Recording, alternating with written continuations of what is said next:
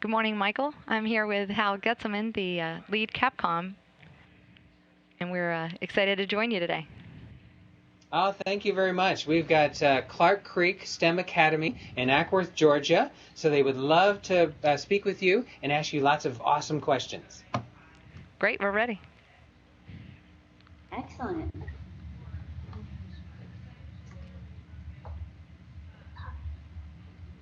Guys, I might ask you to come up here so that we can... So go ahead with your first question.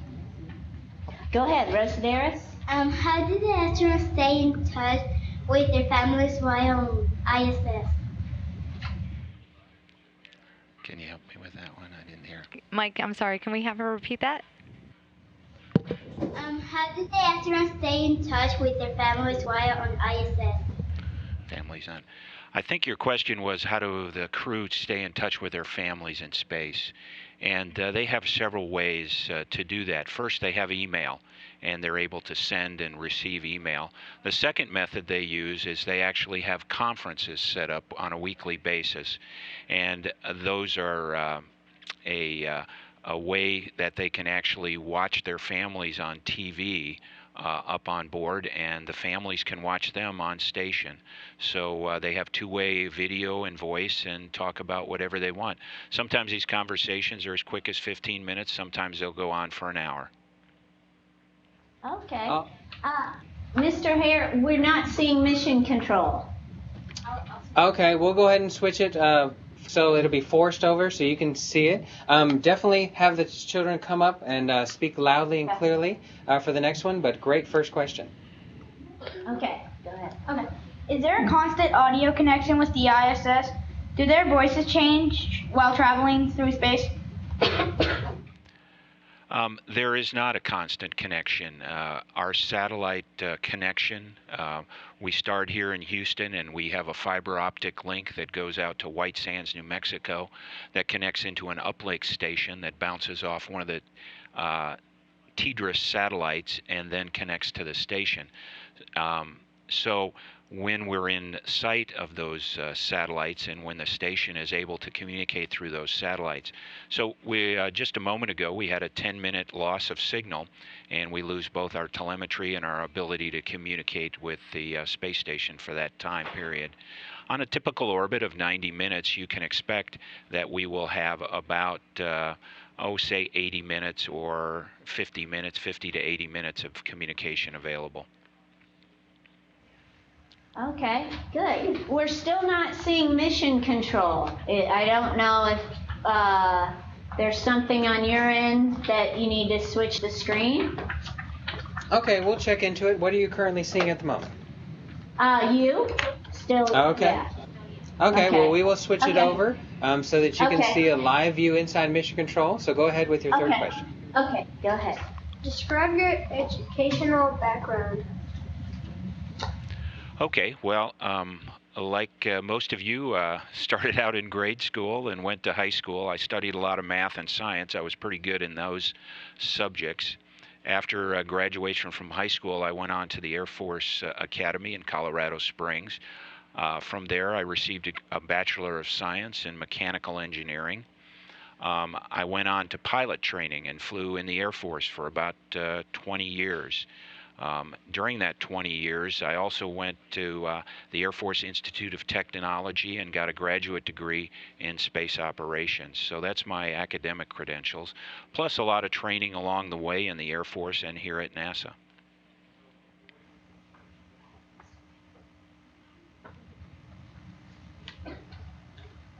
Why were you awarded the Bear Award? Well, the Bear Award is an award from the Barrios Corporation, one of our private contractors that supports the space program down here.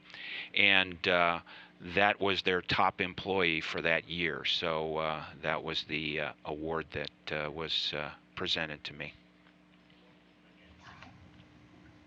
Go ahead. How did various technology get selected to work with NASA? Mike, can we get them to repeat that last question? Just got parts of it. How did various technology get selected with selected to work with NASA? Okay, I'm still having trouble understanding the thrust of your question. I heard the word technology, but I didn't hear the rest of the question. How did Barrios Technology get selected to work with NASA? Ah, thank you very much. Barrios Technology, like many of our private contractors, competes. So NASA will announce a certain amount of work that they want private contractors to perform. And then Barrios Technology will go ahead and submit a proposal with costs and number of people. And then NASA will have a review panel to look at all the proposals and select the best qualified corporation. Sometimes Barrios wins these contracts, sometimes they don't. Our main contractor here is United Space Alliance, and they, as well as Lockheed Martin and a few others that perform work for NASA. Might the ISS be open to privatized commercial space travel? If so, how do you feel about this?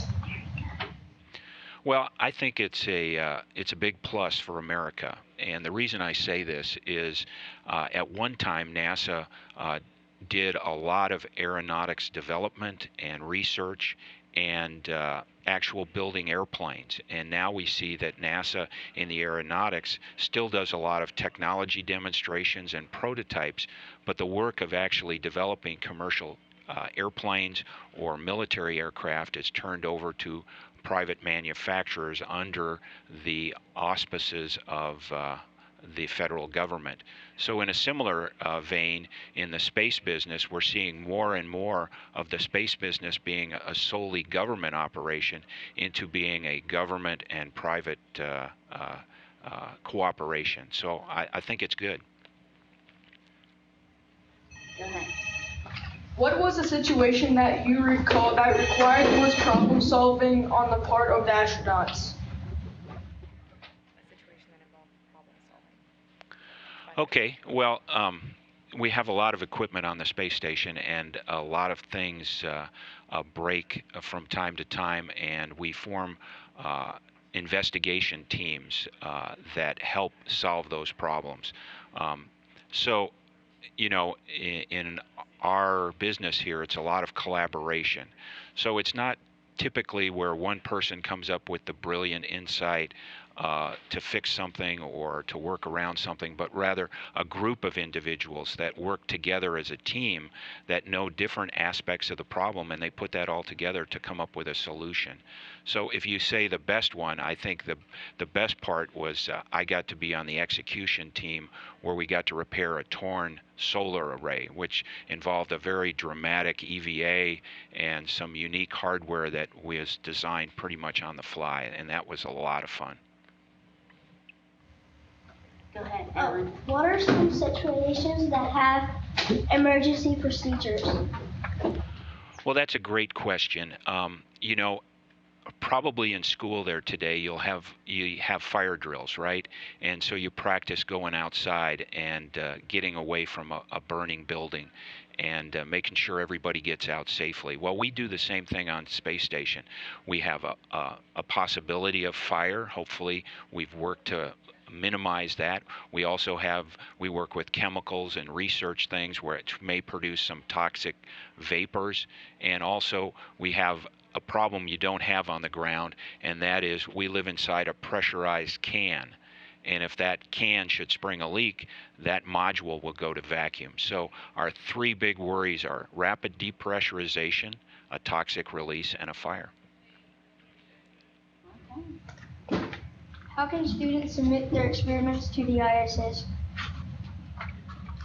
Well, that's one of the areas I'm not as familiar with as probably I should, but we do have a payloads operations center in Huntsville, Alabama. They reach out to universities and to students around the world to help them in the process of getting their payloads on orbit. But a very good question, because that's what the space station is all about, is doing research in orbit. What advice can you give me if I wanted to become a NASA engineer? Well, the advice I would give you, and that's a good question because I was faced with that same challenge when I was your age. What do I need to do? I think the most important thing is to do the best job you can in your academics today. Give it your best effort. You know, your teachers aren't there just to spoon feed you information. They're to help you in your education journey. So it's mostly on your shoulders to study hard, to do your homework, and to find those areas that you really like doing. Because if you really enjoy doing something, you're going to do a very good job at it. So I think in the space business, those areas that are most important are math and science. Yeah. How did you work your way up to be the chief engineer? Well, kind of continuing on, that's a good question. You know, continuing on, a lot of people look at the jobs that I've done and said, well, you know, if I do those same things, I will get to the same place. And that's not necessarily so, because we like a lot of different people and what they bring to the equation. I think the key thing is to whatever job you're given, do the best you can at it. In my case, I took a path through the Air Force and flying airplanes. And eventually, after I retired, my background was very useful down here, working with procedures and working with displays and aerospace machinery. Those skills helped me a lot in this job. Go, Brianna. Does anything in space cause interference on the Capcom console? Well, yes, there are certain interference problems. You know, we do have a lot of electronic equipment on board, and we're constantly trying to minimize and control what kind of problems that might cause. In space, we have radiation, and we have solar flares, and we have a Van Allen radiation belt. And sometimes those charged particles cause problems for our electronics. Okay, great. I am going to hang up. I've been advised to hang up and dial in so that we can maybe actually see mission control. So I'm going to hang up now and dial back in. Sounds great. NASA just... We'll wait for you when you come back. Okay, thank you. Yes, sir. And this is Michael Hare at the Digital Learning Network. Mr. Getzelman, I hope you don't mind, but I actually have a question for you. Yeah, go ahead. I was just wondering, normally throughout the history of human spaceflight, it's normally been astronauts that actually get the responsibility of being a Capcom or a capsule communicator.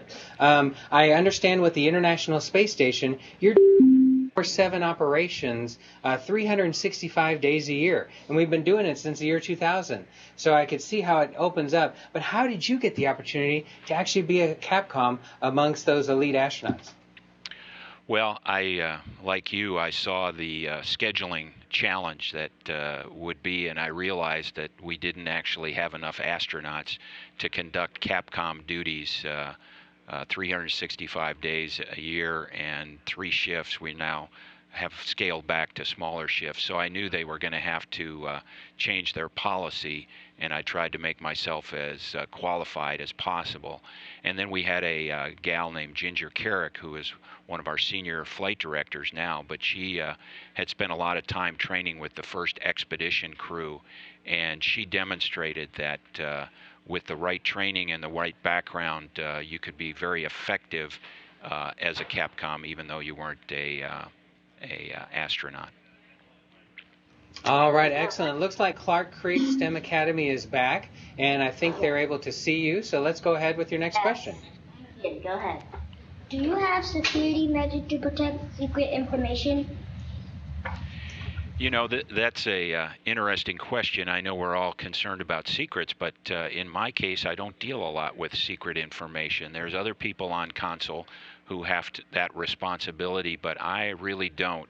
You have to understand everything I say that goes on the radio is transmitted worldwide, so it's probably best I don't know too many secrets. Go ahead, Destiny. What does it take to be an effective leader? Well, I think the first thing is competency, knowing your job and being very good at it, because people are going to look up to you as a role model. So the first thing is knowing what you want to do. And then the second thing is to know the people that are working for you and to know their strengths and weaknesses and figure out how to use those to best advantage to your organization's objectives. So I think that's the two aspects, being very competent and knowing how to interact with other people. Do you ever share jokes or humorous stories with the ISS astronauts? Yes, I do, especially if I know them personally. We do some gentle ribbing or ridicule, maybe a little joke, but I try to keep it under control because, everybody else who listens in on the open space groups, they may not understand the jokes and they may not think they're quite as funny as I do or the crew does. So I have to make sure that I do it in a professional way. What kind of software does Capcom use to communicate with the ISS? Okay, well, we use several means. Obviously, we use the voice through our satellite links to communicate. We also have email, and we process the email. We kind of are a filter to make sure the crew doesn't get too much junk email like we all hate at home. We also have video so we can watch the crew as they're performing their work, and it's really amazing if you can actually see what's going on, how much that helps you understand where the crew is in their days, activities, and all that. You are noted to be a cheerful leader for ISS Capcom. How do you manage this? I think you said cheerful leader. So I think if you have a smile on your face while you're working and you're happy to do that work, I think that comes through on the radio. And I'm very happy to be doing this job. I think everyone wants a job where they feel that they make a difference. And I think when I'm working here as a Capcom, I'm making a difference to space exploration. So that's really fun. How do you make sure the astronauts have the supplies they need? Oh, okay. I think you're asking about supplies. And as a Capcom, I don't really play a primary role in that. We do have an inventory stowage officer, and they have a computer database that keeps track of all the equipment and all of the items on board. And they see how the food is going and how much water we have stockpiled, and they make sure that the next resupply mission that comes up brings more of the stuff we're getting low on. But as a Capcom, I don't particularly manage that. Yeah. What is your favorite academic subject and why?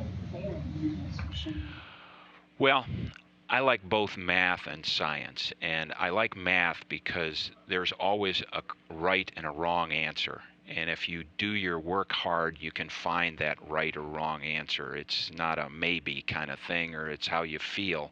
So I like math because you can finally feel like you accomplished something.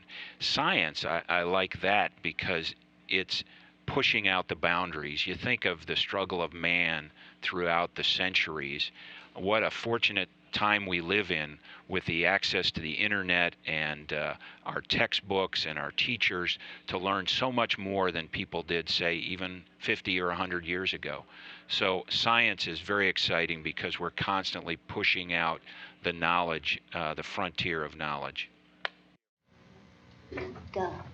What do you recall as the most difficult episode while acting as the liaison between mission control and the ISS astronauts?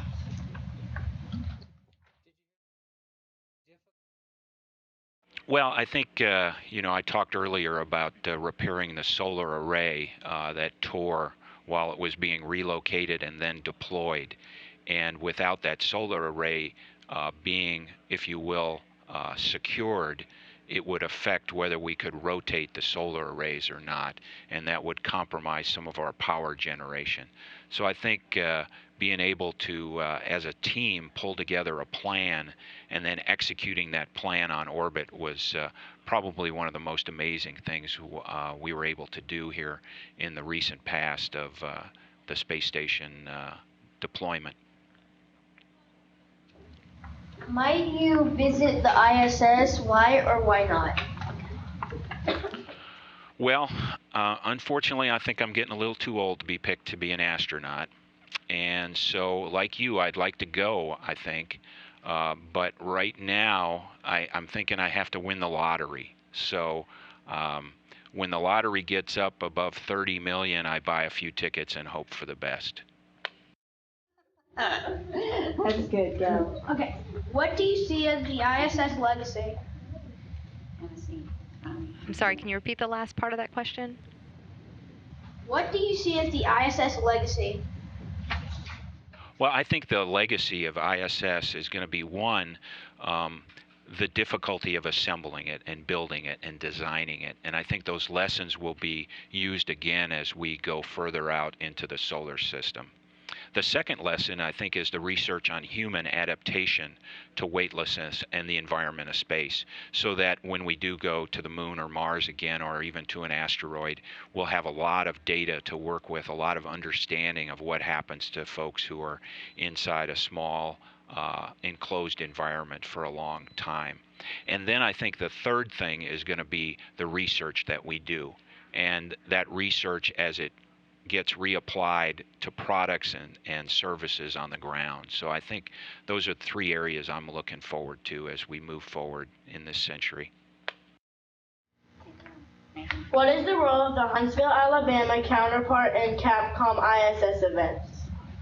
Yeah, Huntsville is our payload operations control center, and they have a PACOM as well who communicates with the crew and talks to them about the science and the payloads they're doing on orbit. So we primarily in Houston worry about the actual systems and hardware of the space station and provide the services to the payloads folks. So they worry about the payloads, the experiments, the science, and we worry more about the vehicle and its operation, visiting vehicles, cargo ships, those kinds of things. We also have other control centers, one in Munich that works with the European Space Agency and their experiments, and Scuba Japan, their JCOM, also works with their Japanese science and experiments. And finally, we have the Russian Glavny, who has a similar role of communicating with the space station about their people. All right, and we have about a minute and a half, so one final question from Clark Creek. Are we dependent upon the Russians to deliver astronauts to the ISS? If so, is this a problem? At the current time, our only way of getting astronauts on board is using the Russian Soyuz vehicle. We are continuing to develop U.S., both private companies and NASA government vehicles that will be able to reach the space station. Until those vehicles are operational, we will rely on them. Now, this is a partnership, and so we have the luxury of relying on the Russians for their transportation. But I think everybody here at NASA would like eventually to have our own vehicle and also to open that business up to the private sector. And we should mention what Hal was referring to was the spacecraft that can transport the crews, but we do have other vehicles, including the newly designed Dragon, that can bring up cargo. So we don't have to rely on the Russians for other supplies. There's other vehicles, including the ATV and the Dragon spacecraft that's going to launch on March 1st. So there are other vehicles as well. Thanks again, Mike, for setting this up. We really enjoyed talking to the students. Thank you so much. Thank you. Very nice. Thank you.